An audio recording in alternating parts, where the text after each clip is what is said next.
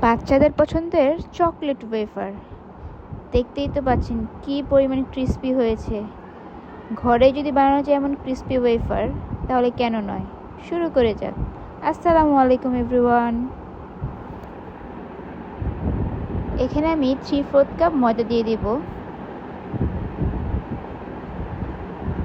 তারপর এখানে 1.5 table spoon cocoa powder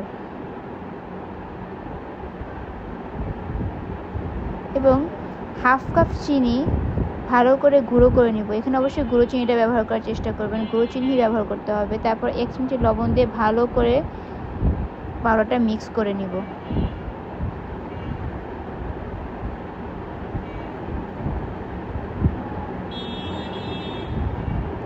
তারপর এখানে আমি কুসুম গরম দুধ দিয়ে দিব। প্রথমে 1/2 কাপ দিয়ে দিব।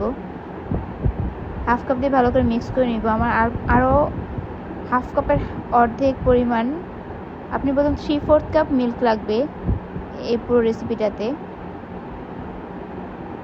ভালো করে ব্যাটারটা মিক্স করে নিতে হবে যাতে কোনো লাম্পস না থাকে। আমরা ছোটোকালে কিন্তু সবাই এই চকলেট ওয়েফারগুলো কিনে কিনে খেয়েছি, কিন্তু এখনকার বাচ্চারা কিন্তু এগুলো চিনে না বললেই চলে। ভালো করে ব্যাটারটা মিক্স করে নিতে হবে। ব্যাটার কনসিস্টেন্সি এরকম আঠালো আঠালো থাকবে, খুব বেশি লিকুইডই হবে না। এখানে আমি 3 টেবিল স্পুনের পরিমাণ রান্নার তেল দিয়ে দিব এবং 1/2 টিস্পুন চকলেট এসেন্স দিয়ে নিব। এখানে মিক্স করা শেষ। এখানের মেন কাজটা কিন্তু রান্না করার সময়।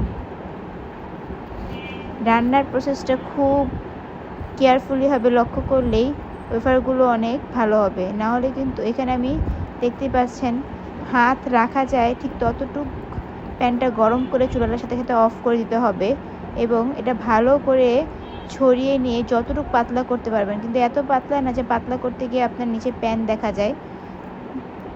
এটা পাতলা করে নিতে হবে। তারপর আমি চুলাটা আবার একদম হালকা আছে 1 থেকে 2 মিনিটের মতো আমি এটা কুক করে নিব। 1 থেকে 2 মিনিটের মধ্যে এটা হয়ে যাবে।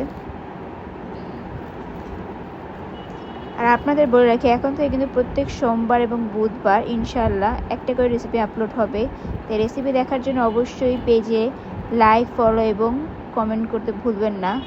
এবং আমার রেসিপিগুলো ভালো লাগলে আপনার প্রিয়জনদের সাথে অবশ্যই শেয়ার করবেন।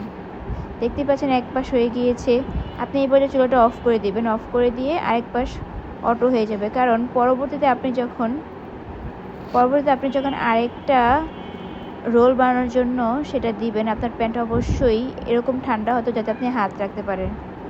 এরকম এটা আমি হাত দিয়ে রোল করে নিব এবং একে একে এভাবে সবগুলো ভেজে নেব।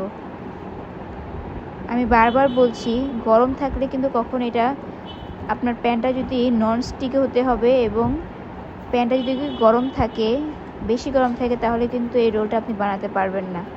প্যানটা এতটুকু গরম থাকতে হবে যাতে আপনি প্যানের উপরে হাত রাখতে পারেন। আপনার কাছে 2টা ননস্টিক প্যান থাকে, আর এখানে অবশ্যই ননস্টিক প্যান ব্যবহার করতে হবে।